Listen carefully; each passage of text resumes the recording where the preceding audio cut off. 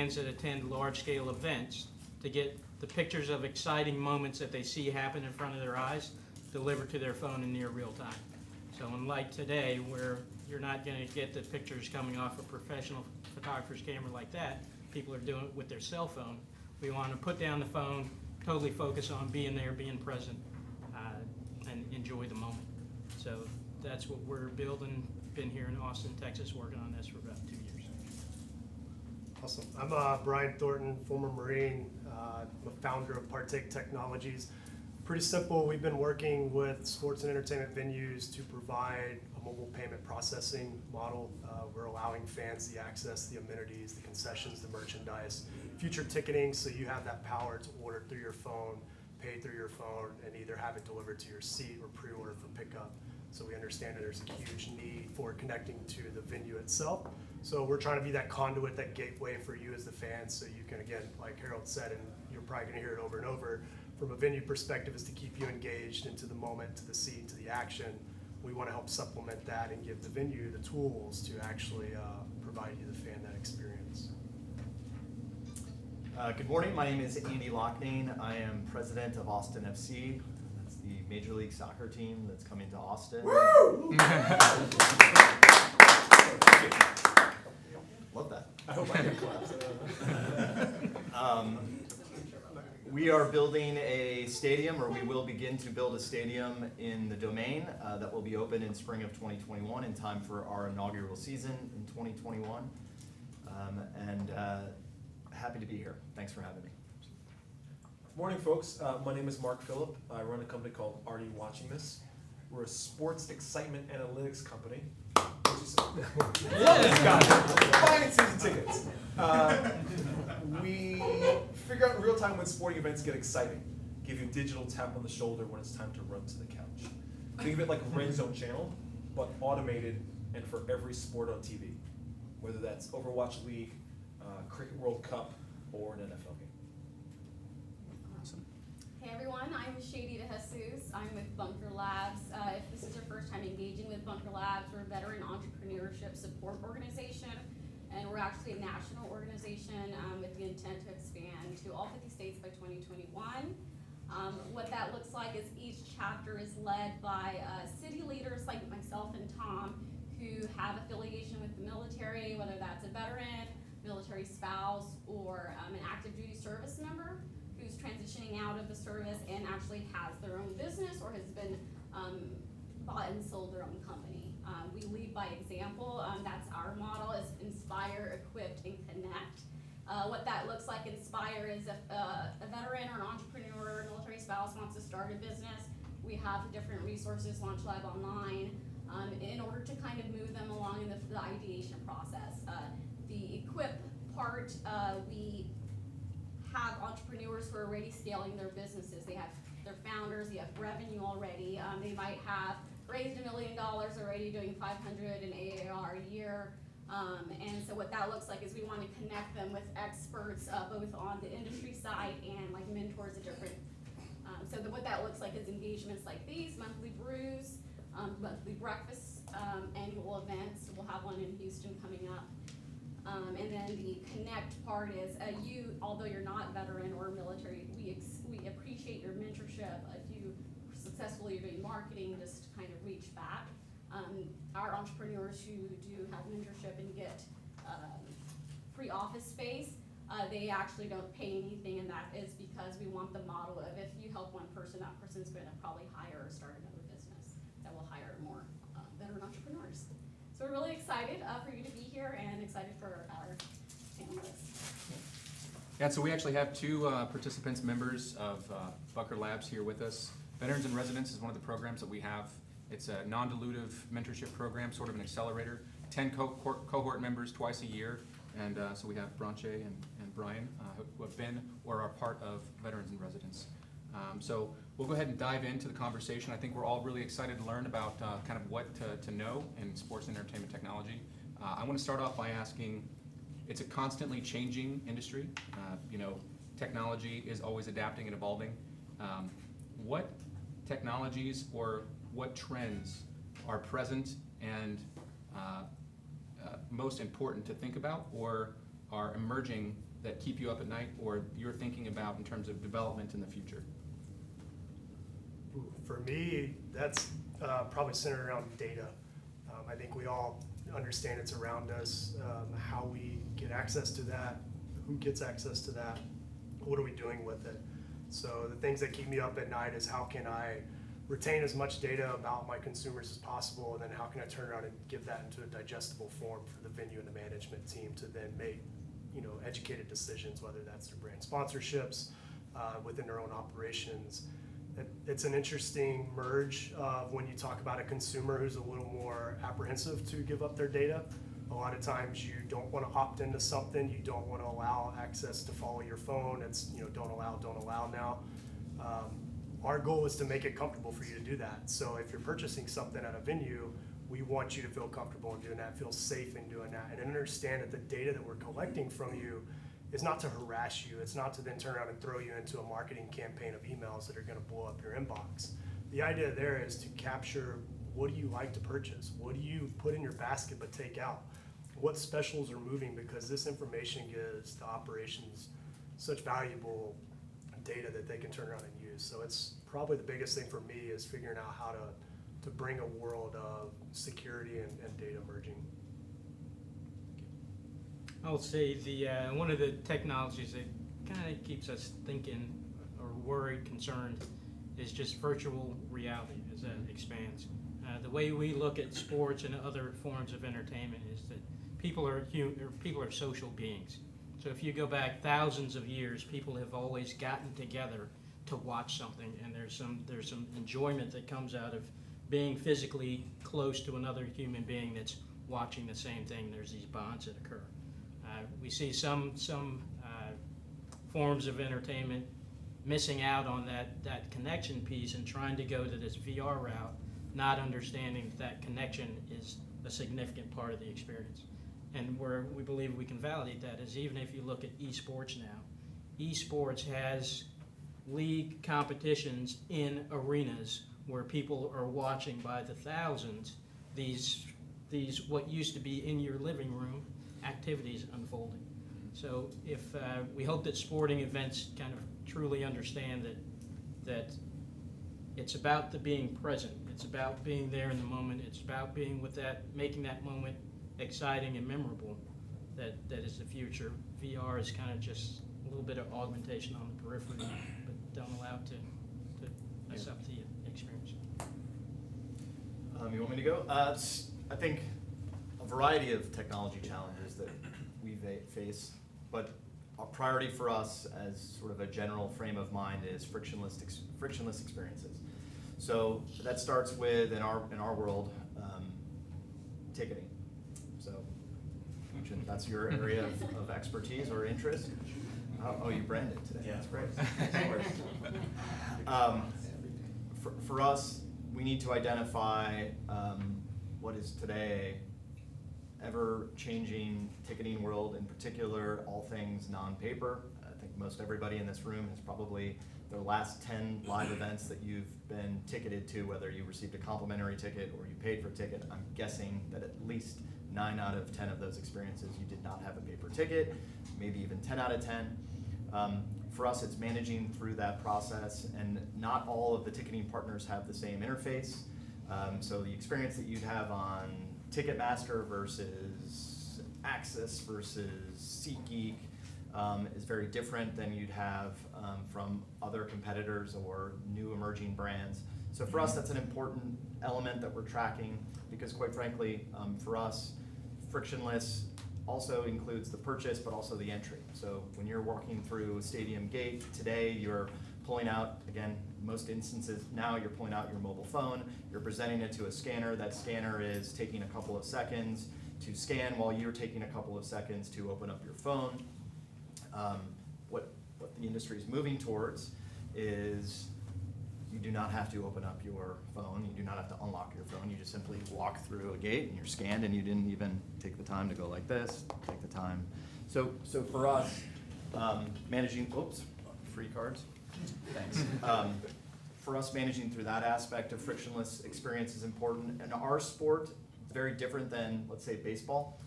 Baseball has innings or half innings, where you can take a 3-minute break, run to the restroom, run to grab a hot dog, a beer. It's very different than soccer. Soccer, one of its attractive aspects is that it's 2 uninterrupted 45-minute halves, commercial free. And what that means is it's great for attracting new fans because you can set your watch to it. It's going to take 2 hours from start to finish.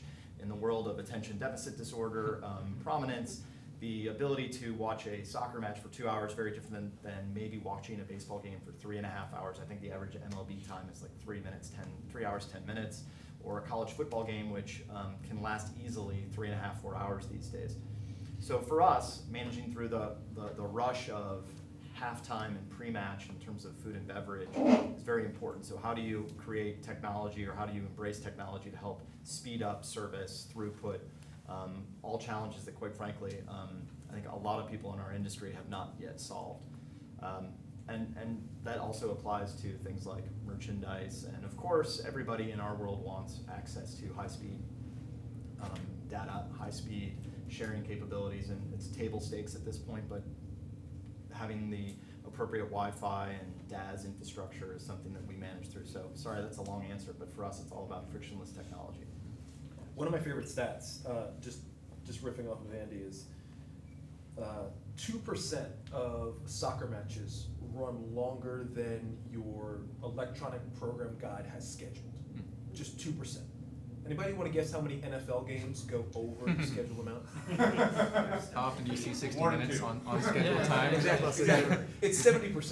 Yeah. And so there really is something to being able to schedule, know that in and out. It's Can I use that stat? no, please, no, it's free. I love this panel because we are doing completely different things. You know, whether it is being present at a concert, whether it's mobile ordering, whether it's running a big traditional soccer team, or me watching cricket at 4 a.m. in the morning. There's aspects of all that they're doing that fits in with what I'm doing. And one of the interesting visions that we have right now is this sort of confluence of excitement analytics is what we do, sports gambling slowly coming online throughout the country, and what the NBA is calling snack passes, where they've gone from buying the entire season for $300 all the way down to we'll let you buy 10 minutes of real action for 99 cents. So if I can send you an alert at just the right time, saying LeBron has 60 points through 3 quarters, do you want to pay 99 cents right now to be present and watch this, the last 5 minutes of this match, to see if he's going to beat Kobe's 81? You can pay, you can watch right now. Frictionless, pay it, you're off and running. Or do you want to place a wager on if he's going to beat Kobe's 81 or not? And we'll let you watch the stream for free. And so as companies try to figure out, you know, how do I get into gambling without feeling weird about it? Gambling as a culture in the States still feels really dirty and behind the scenes in a way that other countries like England and Australia, that connotation isn't there. I mean, the ideas of, you know, dropping yourself into an experience in a frictionless way and understanding the data around, you know, because of all the purchases in the past, when to target someone, when to push that alert, when to push wish alert. Even though we work on very different things, there's a lot of common threads throughout sports tech. So for entrepreneurs or anyone looking in or looking on the sports and media industry from the outside, what are 2 things that they should know or are essential to know before they dive into your industry? Know if you have grit and patience. Andy will tell you should run. All sports and entertainment venues. I don't. I take that challenge head on. Right? It's just something that you have to want to do. You have to have that if you're going to walk into this industry. This is not an industry that is new. This is an industry that's been around for a very long time, and it's not going anywhere. We spent some time at the Inc. 5000 with Norm Brodsky, and he said a century-old business is a great business. And he loved that we were attacking sports and entertainment because he said it's never going anywhere. No matter how much TVs and sports betting and VR comes up, that stadium is always going to be there. It's always going to be there. So I think that's probably the biggest thing you better come into sports and entertainment with is grit and patience. I would say that really understand what problem you're trying to solve. So there's so many facets of the sports industry. whether it's from the fan side, whether it's from the league side, whether it's from the player side, advertiser side, so many different areas. Really dial in and understand what problem you're solving for who, and then create a solution that's useful.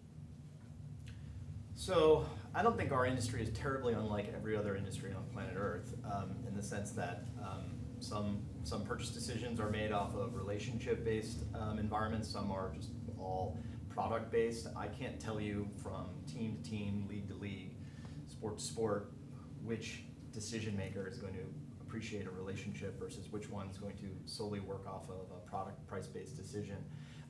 Our experience, I'd say, and again, this is our experience, not necessarily other teams and other sports. Our experience is that we're still a little bit of a relationship-based configuration, different than, for those of you who study sales, whether it's the challenger sale or other sales environments where it's less about the relationship. I think ours is a little more on the relationship-y side. For better or for worse, I think that's just something for understanding. And so entry into the industry sometimes comes through relationships. So I think this is probably not going to be that insightful, but I would provide a tip, and that would be, if you know somebody who knows us, a warm entry as opposed to a cold entry would probably be very valuable for your ongoing sales efforts. That being said, I think if you're looking for a second tip, in our business, professional sports teams don't spend like you think we might spend. And in that respect, we're not always the best targets if you're looking to get rich quick. If you're looking to get rich slowly, it might be the better approach in terms of mindset. But that being said, I do think it's important for you to understand we tend to provide all of our funds into players. And in our case, players and building a stadium. But I do think that that's just, I think there's a common misperception that we are an endless funnel of dollars. And while we may have very wealthy backing, there are always budgets. I mean, they're all real good answers. I guess my advice would be to look for similarities in sports that you may not expect.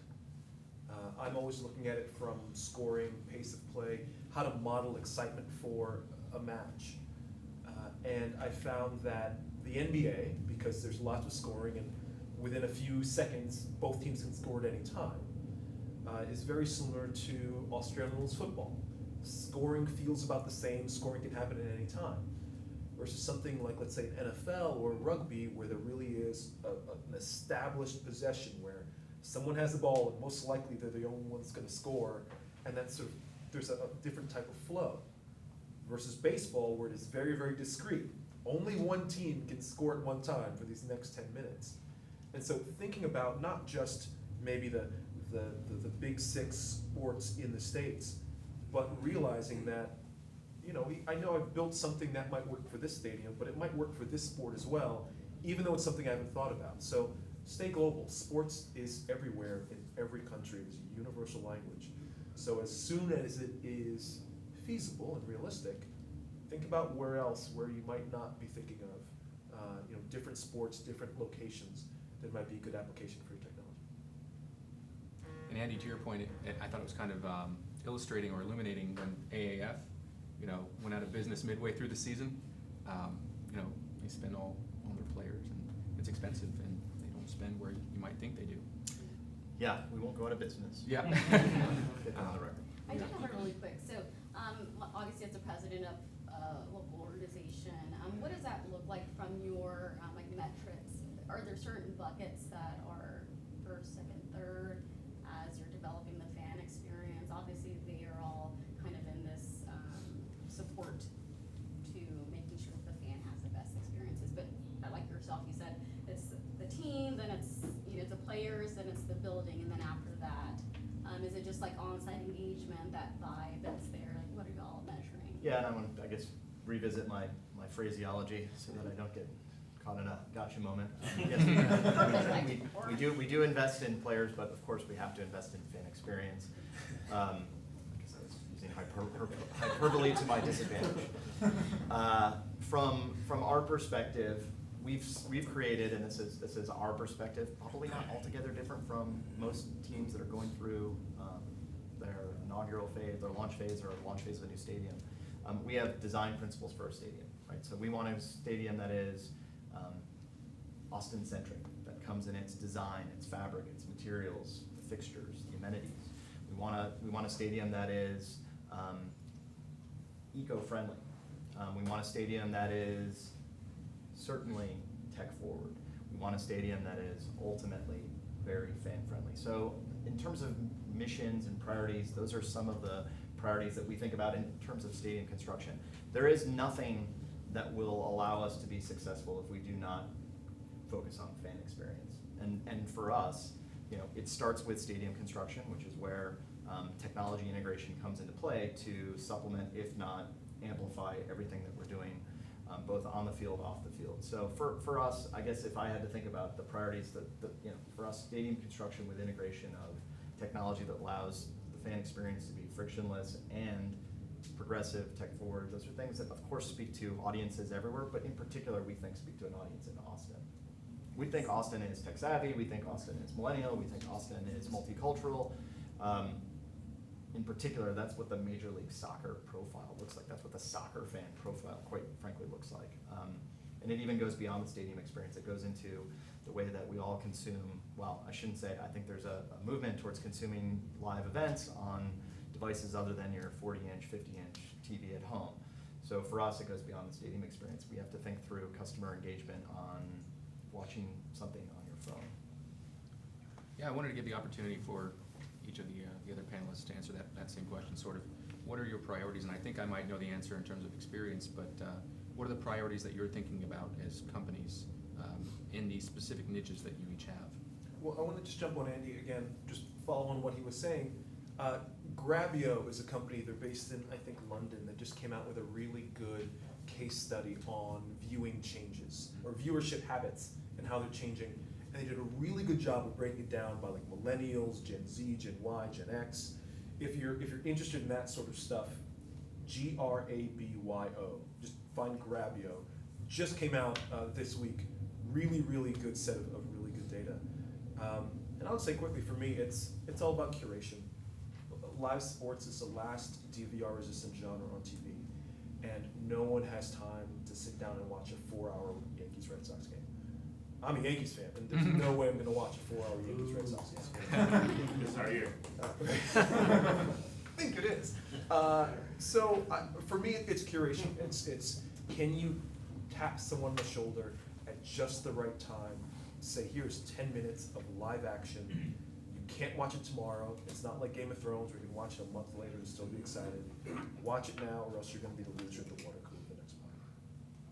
Exactly, when you're running for 90 minutes, right, and then you know it's going into full overtime. Yeah. What we focus on at Zoom is being very, sticking to our mission. And our mission is allowing people to be more present in moments that they're experiencing in life. So all of our technology is really, we're trying to get away from fans experiencing things through a mobile device and getting them back into the present of experiences as in front. So we view we call them artifacts, so these mementos that we're providing of events as augmenting the real moment that you're experiencing. Or we also look at them as a way for you to transport back in time to that feeling and the level of excitement like that. So unlike video clips where you need to watch this for 15 seconds, if during the clip, right when the exciting part is about to happen, Andy calls my name and I look away and I come back to the video, I didn't get that emotional high. But a great picture that's extremely good quality, as soon as your eyes recognize what it is, you will go back to that emotional state and you will be excited about whatever you were seeing. So that whole thing of why we are focused on that, again, is back to spending more time out here, less time here. So when you're here on this, you're just there for a couple of seconds to see this picture, like, oh yeah, that was great. But then it's like, you're right back out instead of fishing to the next ad, scrolling around, and and missing the play that just happened on the field. So being in that moment. I think our core focus as a company has evolved over the past few years from inception of idea to where we're at now. And I would say our number one goal and focus has been around technology and frictionless technology. Teams are just, it's what they want. They want, Andy said, frictionless. It's got to be that way. And so for us, our core focus is how can we improve our technology, continue to improve upon it, put it in a place where it is years and years advanced and ready to scale as the community scales with it. But at the same time, focus on that frictionless activity. If we can keep you engaged and get you there, we know our cost point is at the place where a venue can get us and use us and see that growth. So as long as our technology and the frictionless piece is there, we're set. So that's our number one focus when we do. Thank you. Something that I think is really revealing about industries is as an insider, what has surprised you recently? And so if you could think about what has surprised you over the last year in your industry and dive into that and kind of explain as to why it surprised you, so we have a better understanding. I'll jump in. So for us, it's sort of monitoring the concept of cashlessness versus, well, first of all, just the payment space is a very important space to watch.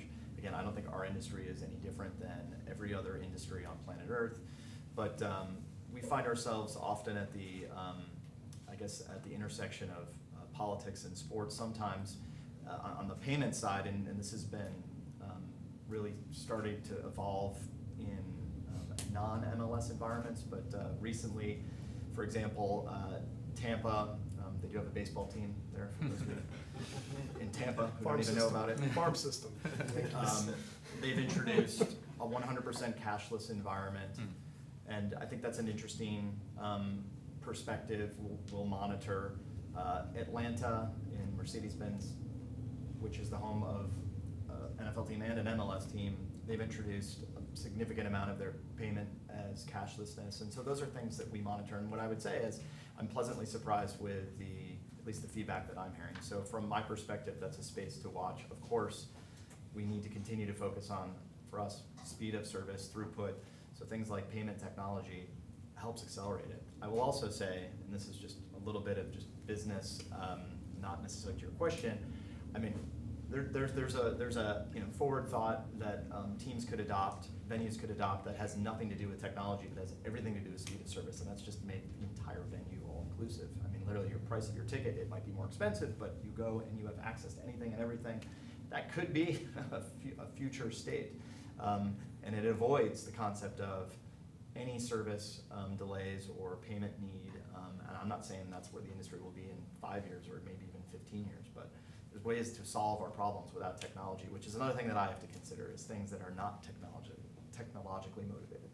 I love that idea. If you've never seen this team, Savannah Bananas, look them up. It's a semi-pro baseball team, and they sell out every game. Every single game they sell out. It's all inclusive. Tried selling them, didn't work. All inclusive pricing, and I mean the owner, the CEO is out there in a yellow tuxedo every day, and they're all about fan engagement, and fans don't leave their seats, and it is something miraculous to watch. I would Don't they definitely bring in recommend outside it. entertainment as well? They do. They In do addition a to lot the of baseball? stuff. It's a super cool experience. How much is that though? It's obtainable. I mean, it's family and kids. So I think the 4-pack that I saw that they were doing was 4-pack for like $70. It includes your food, your tickets, everything, and these are seat level tickets that are shaded. I mean, everything in their stadium is constructed to where I you're get not sitting over but I there. think FC's gonna go bankrupt, so.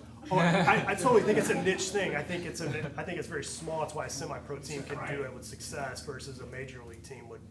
That'd probably be very interesting. You'd have to have tier levels, and there's probably all kinds of ways to do that. The Spurs looked into subscription model ticketing this past year. A lot of teams are going that way on the NBA, where you can purchase just like you do a monthly subscription model, and it gets you access to a section. You may not know your exact seat, but you'll know on the day of. That includes, in-seat delivery and things like that. So teams are looking at getting it to where you don't have to focus on that, where your kids want something to eat or drink, and you don't have to get your wallet out and hand them cash or your card.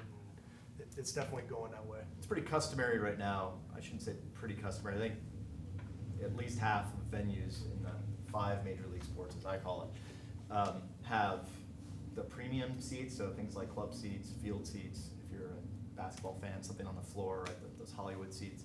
It's typical that product is all-inclusive already. So it's not out of the realm of possibility for venues, new venues, to introduce the all-inclusive environment. In fact, it's pretty standard in premium seats. It's the entire venue concept that's the one where it's, I'd be interested to monitor that over the next couple decades. For me, I'd say sports gambling is interesting. It's progressing in ways that I expected and ways that I haven't expected also. I think we're up to maybe 11 states now. It's pretty much moving at the pace of marijuana as states sort of slowly come online with legalization. For those curious, Texas, I guess, will be, if you had to rate them in order, probably late 30s as far as states to come online. That's my somewhat uneducated guess.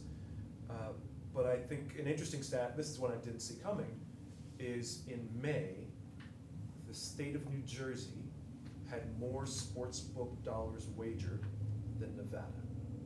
Wow. Wow. So it's in some ways moving a lot slower than I thought, in some ways moving a lot faster than I thought. And again, New Jersey's surrounded by New York and Pennsylvania, like there's the tri-state area definitely has an impact on that, but that's the most confusing and surprising piece of my industry I've been watching lately.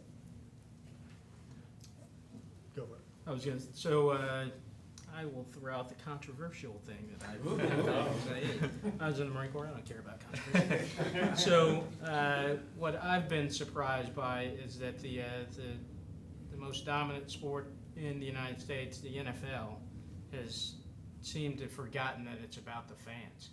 So ticket prices, average cost for a family of 4 to attend an NFL game is like $400. NFL made such a poor decision on getting into controversy and not realizing fans just want to see this game. I don't want to be in the controversy. Soccer didn't get involved in that. Baseball didn't get involved. Basketball didn't get involved. But the NFL allowed themselves to be drugged into this controversy and takes it away from just being a bunch of people watching a sport they like to this other political piece. So it's been surprising to see such a big organization forget that it's about the fans. I think an interesting, flip side to that is looking at NBA free agency. He was playing chess when everyone else was playing checkers. I think there's an interesting movement where there's a bit of a power shift, where players have a sense of not only responsibility, but agency in a way that we haven't seen before. And so I think there's an argument that the NFL played their hand wrong, because Goodell's been playing his hand wrong for years. He keeps screwing various things up. But I think that there's been a shift where I don't think you can always lay things at the hand of a league, because the agency of players is growing and will only continue to grow.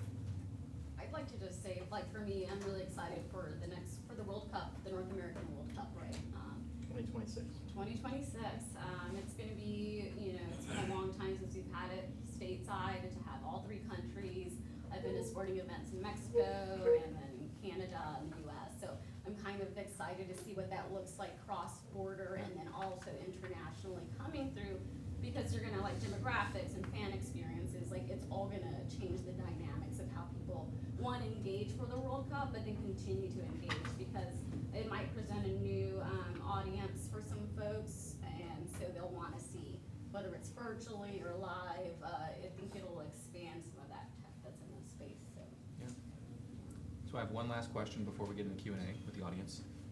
So for someone that's trying to get into your space, your niche, if you were to start over in your industry and you were to do it all over again, what is the one action that you could take to get you the most progress in terms of moving the needle, in terms of making a sale on a product that you have in your niche? I was actually about to say, it's my biggest lesson learned is I should have read or listened to Sales EQ before I ever even started this company. I thought I knew sales. I've done sales. I've done trade floor type sales. I've sold, I've opened up business in restaurants, I've been a bartender, you're always selling, right? That's been my nature in life. Corporate sales, executive level, small. The sales EQ that you have to have to be able to determine what's a relationship-driven sale, what's an RFP-driven sale, what's cost-driven, it will just change your entire scope. For me, the big lesson was the cycles of sales within sports and entertainment. Branche has been, I've shared this with him, I've got a plethora of knowledge based on the seasons and when you should talk to and when you shouldn't, because I've had to learn over 3 years of how these cycles work, the buying cycles, the research cycles. Andy's very much in a research cycle right now for the next year and a half. I know that just based on what I've experienced and what I've seen, and had I known that, had I known what I know now, obviously going back to my approach could be different in how I could sell Andy and the team and who I would have to go and talk to. So reading and listening to that book multiple times has really changed everything I've done in my approach. Sales EQ. We need advice. No, it's Great advice to the day. I don't have enough time to talk about all the mistakes I made. I think that's really accurate. There's a running joke that there's a 2-second stretch where you can approach Turner Sports to do something for March Madness. Because either you write them, you're like, hey, I want to talk to you about something for March Madness. Like, oh, it's too late, we're getting ready for next year. Or, oh, it's too soon, we haven't started thinking about next year yet. Like finding that tight window can be really, really tough. But, big picture, I think that the big thing I'd change is, especially for folks that consider themselves tech first, is make sure you're able to articulate why what you're building is valuable. Especially as developers, it's easy to get into the mindset of, if I just keep building cool things, everything will work out. And that's just not the case. If you cannot articulate why not only it is interesting, but valuable and will make your customer money, then you're not thinking about your problem deeply enough. It's critical.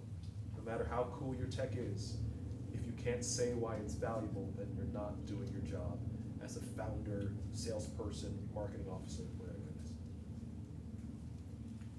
I think hate to try to dole out advice to a bunch of sellers who will be approaching me shortly. That's great. Let's slippery slope. So I'll spend time in a little different direction. I think perhaps it's important for you guys to know the industry is starting to embrace people, in leadership roles who come from non-sports backgrounds, and I think that's phenomenal, right? So I've spent maybe a little less than half my time out of sports.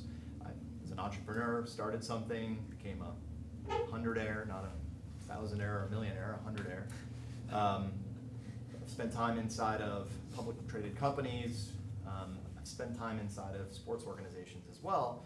But ultimately, I think this is good news for this group, is that there's more people inside of sports who have outside experience. So as much as I talked about that relationship aspect, the industry will embrace people who are forward-thinking and do not think stodgy old sports. And there is such a thing as sort of stodgy old sports that can prevent sales from happening. And I think that's a bit of good news for this group, is that there's people who are much more forward-thinking than you might have intersected 10 years ago, 15 years ago, in particular in soccer. I'll say if you're an entrepreneur that's truly building something that's different and hasn't existed before, understanding that your customers and the people you talk to might not be able to put into words the problem that you're solving.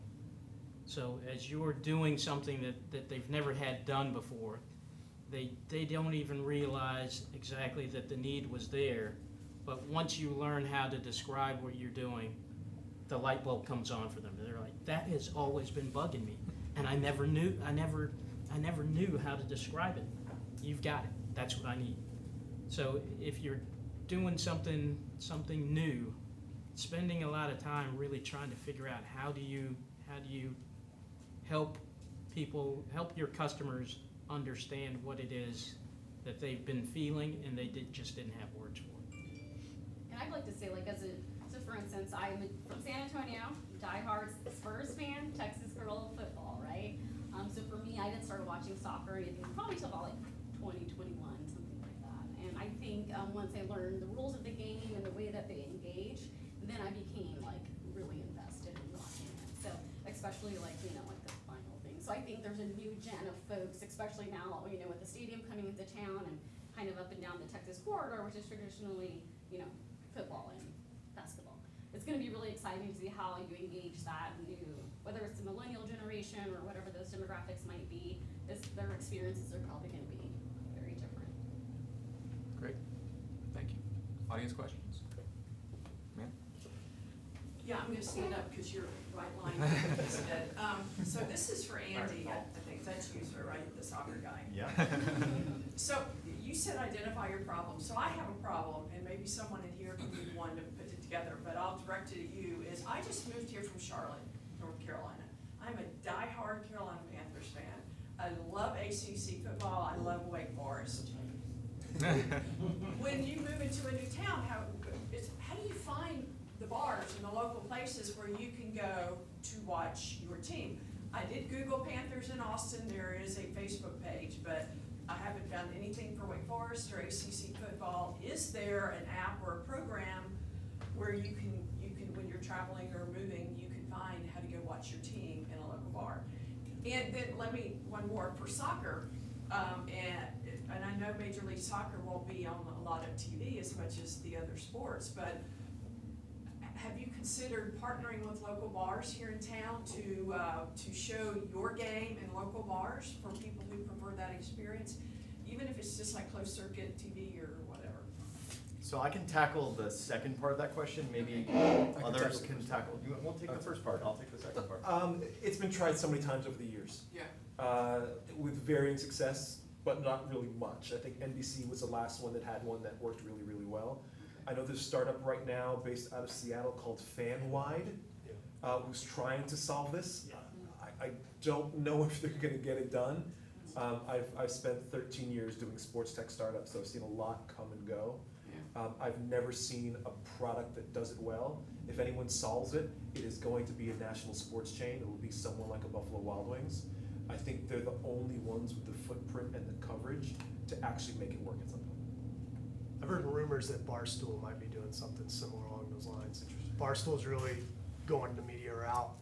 You say what you will about some of their team, but they have a cult following, and Texas Exes does a really good job of like promoting different places within major cities where you can go and watch UT sports. So there are entities out there that are starting to realize that there's a fan base that's nationwide, that you're trying to find exactly what you do, because I do what you do. I Google, where do I go to watch this team play? And that's what I have to rely on, so, yeah, hasn't been there yet. So a couple of things on part two of your question. First of all of Major League Soccer games are are broadcast. I mean, 100% of games are broadcast on your phone, right? And absolutely, that's an important next step, right? So the league today has relationships on the linear side, so you're watching your television, you can watch on Fox, you can watch on ESPN, you can watch on Univision if you're interested in Spanish-speaking broadcast. You can watch 100% of the games though on your phone, which is important. That said, so sequentially as a new team, before we can identify the bars, which we will 100% do, I can stand here and say that we will have significant number of watch parties for home and road matches. But sequentially speaking, we have to identify our broadcast partnerships, and then we can move into our distribution conversation and what our watch party scenarios look like, which will be part of our marketing strategy. So we will have relationships with bars, plural, for watch parties. And it's an important strategy for any Major League Soccer team, for that matter, any team interested in growing its fan base. So that will be part of our strategy. But sequentially speaking, we have to identify our broadcast partners first. Yeah, and I'll say, and a follow-up is, again, because I just moved here, I had a heck of a time finding places that were showing the Women's World Cup. Not because there weren't a plethora of them, but I didn't know how to find them. I didn't know where they are because I don't know the area. We need you to follow us on social. Well, I did find Austin FC. a game, place to watch the game Sunday, and it was a blast. I mean, I didn't Where'd know you go? anybody there, but I ended up knowing everybody there. Where'd you go? Easy Tiger. So that was one of the official watch parties that we It was- promoted. And it was fabulous. So, you know, if is, with your team, some people prefer to watch it at a bar. They like the camaraderie and the relationship, and so I think that would be huge for y'all. Yep. Yeah. So I think you were next. So, here, I'm gonna stand up as well. First off, thanks so much for being here, guys. This is really cool for you guys to do this. My name is Gil Peters, I'm with Soul Tech. So I'm gonna ask you guys on a tech question. Because I'm sort of a tech consultant, but I'm in that weird category that's probably maybe a couple of you in the room are, where I'm in tech, but I don't know, like if you give me the insides of an Apple versus the insides of the PC, I couldn't tell the difference. Because I just work with tech. Having said that, having started your own businesses in tech, what do you guys find your pain points are, you know, from a technical standpoint? Whether that's, several of you mentioned being frictionless. Is it an issue of, there's some issues with signal interference, it's an issue of, getting the word of, the actual, technical aspects of the apps and software up? Is it just, like getting end users having problems with the experience level? What is it that your individual pain points are, like from the technological point of view? For me, on a tech stack, I built our system on iOS. I've been asked by many, many people, why can't you go to Android? I refuse. iOS is the best system to build on from a tech perspective. It's scalable across. Our biggest pain point has been centered around the legacy systems that, great song by the way, the legacy systems that are out there that aren't up to par with current technology. So if I had to pin a point on it, it would probably say for us the biggest issue has been working with legacy systems. Sorry, that was the FC website, right? I thought it was the new landing page. Yeah, legacy systems, and then marketing to the consumer is obviously a piece. We find it successful, trying to educate a consumer on new technology is often best told by the organization itself, the team, their staff, their people. So we give them the power. We built the tech to give them the power and then leverage on their fan base so they can use it as if it was theirs. They built it. That gives us, a lot of positives out of that. But legacy systems kill me all the time. It's so hard when you're trying to work with a stadium that wants to take that step, but is working with the system that was built in the 1980s that's just never been built to add extra technology on top of it. I'll throw out just finding project managers and developers that can iterate at a fast pace. So as you're trying new ideas, need to shift gears, and having a project management team and developers that can keep pace.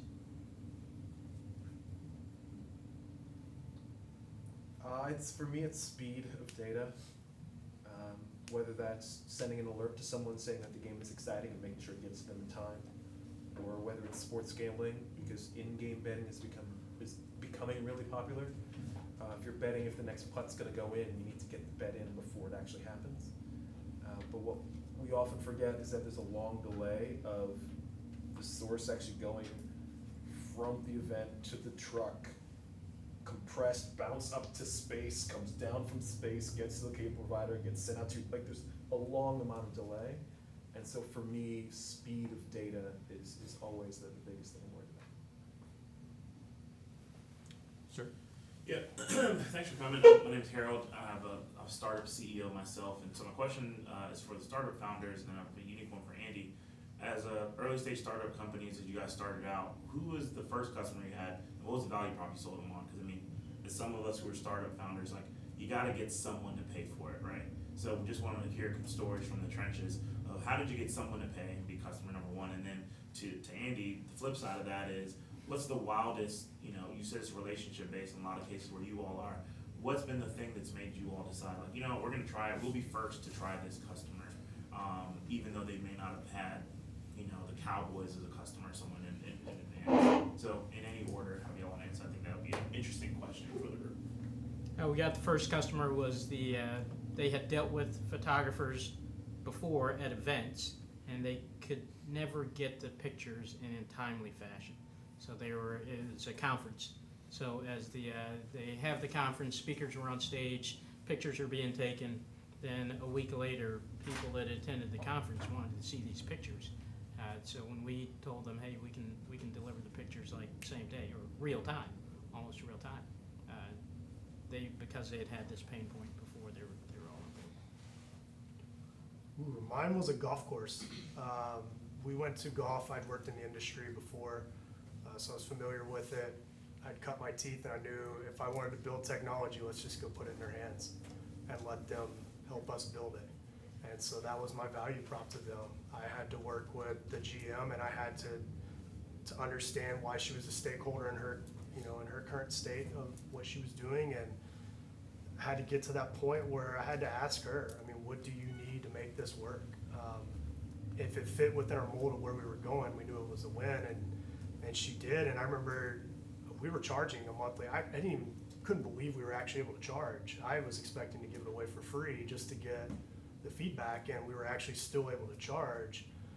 And it really just spoke not to the fact that golf has this endless supply of money and that we could just charge and do like what every other business has been doing to the golf industry. We quickly reverted out of that, and then that customer said, we're not going to charge you anymore because you guys are providing such valuable feedback to us that this is crazy. Like, we're building a technology platform that's going to scale.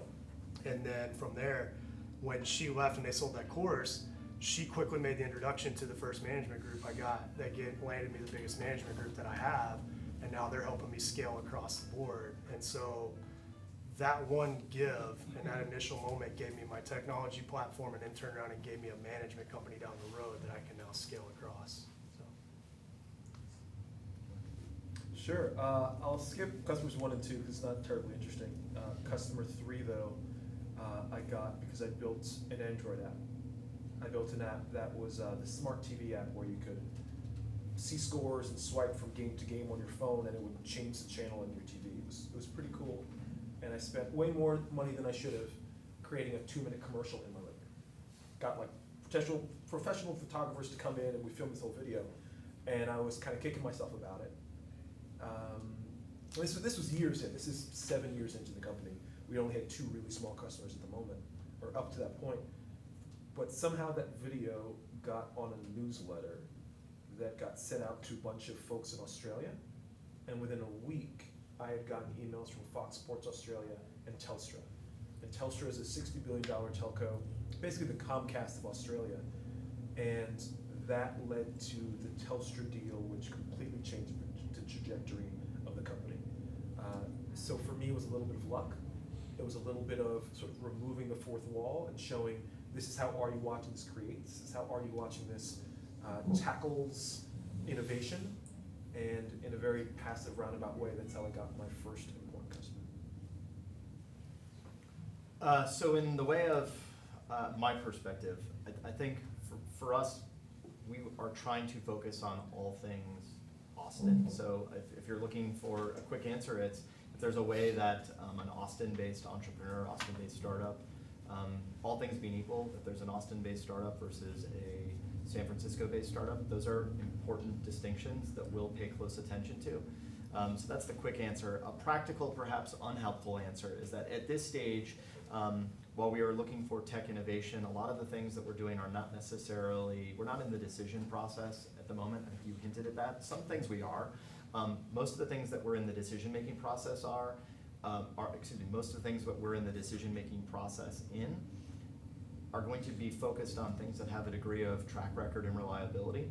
And that's just a fact at the moment. So, for example, we wouldn't pick a construction partner to build a stadium that was a startup. We might not pick a wireless infrastructure company that's going after its first ever project. I think in fairness, the decisions we're making now are based off of reliability. Eventually, we'll move towards a different part of our life cycle where we'll have these interesting conversations where we'll be proposing, or excuse me, we'll be in the moment being proposed a concept, and all things being equal, that Austin-based entrepreneur versus that Bay Area entrepreneur. Of course, the Austin concept is going to be important to us. I'd like to say I was a venture partner at Texas Venture Labs. One of my partners is here, Ari. We work with a lot of early stage pre-revenue, post-revenue that went to market or have not been to market, or been to market and their model might not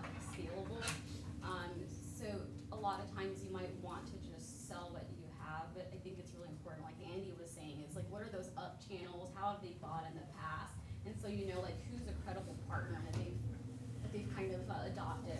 And that might take conversations with them, or even just like press releases. A lot of times they'll tell you, hey, so-and-so is using this technology. And the other founders, I mean, they've already sold into the company, so I don't think there is any hesitation to probably reach out to someone like that and say, hey, what was the cycle like? And just so that way you know, like, if they're on a 1.5-year time frame and you also are on a development time frame of a year, it's important for you to know how those align, because you either might miss the mark if you don't put enough capital in advance, or vice versa. If you don't really know what they want, you're gonna miss the mark because you've been in the garage for a while working on it, so.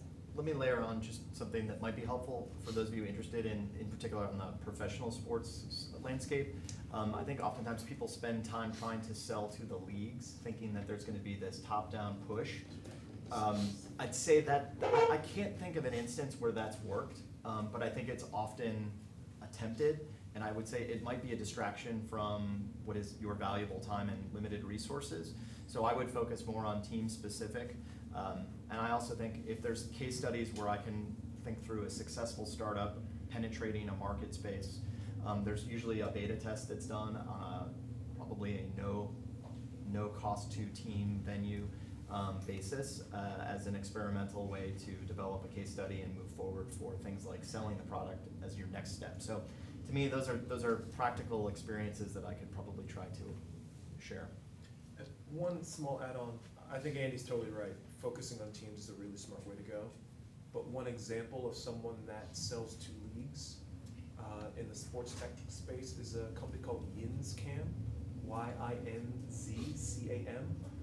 Came out of Carnegie Mellon, and they build a lot of mobile apps for leagues.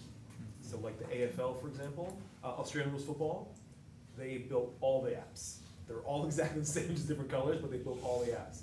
So YinzCam is one example. There aren't many, but if for some reason going league first is what you really need to do, take a look at YinzCam. They're based in, I think, Pittsburgh. Yeah. Yeah, Yinzer. Yeah. I think we have time for one more question, and then we'll let you ask them individually. Sir? I know you guys had mentioned a little bit about like March Madness, and I think someone said something about fantasy sports as well. And so, you guys see people like CBS or ESPN or Yahoo going into, because typically when you play in one of those leagues, you all give the money to each other to start it, and so there's not really a platform for any of those sites that puts the money with them and then distributes it out to people. Do you guys see any of those websites or areas doing that in the future? 100%. ESPN's a big gorilla, but ESPN's not going to take any gambling dollars because they're owned by Disney. Yeah. And Mickey Mouse doesn't want to be the one coming to crack your kneecaps when you don't pay him. So it's going to happen. There's too much money. If you're a cable company and you have 15 million eyeballs, you want to monetize those eyeballs, but you don't want to be the one to collect the money. So I think for someone like, let's say, a Comcast, just completely hypothetical, or DirecTV, they don't want to collect gambling dollars, but if they maybe can refer you to a FanDuel or a Paddy Power and get a cut on the back end, their hands stay clean, they make a lot of money. Fox Sports just announced, I want to say it was a month ago, an investment in a gambling property. So they're the first I've heard of the big folks, but absolutely it's going to come. The only question is who's going to sit on the sidelines and who's not. So I think we'll end it by letting each of you say, if you had to have one ask of our audience here and their networks, what is your priority right now and what are you looking to accomplish?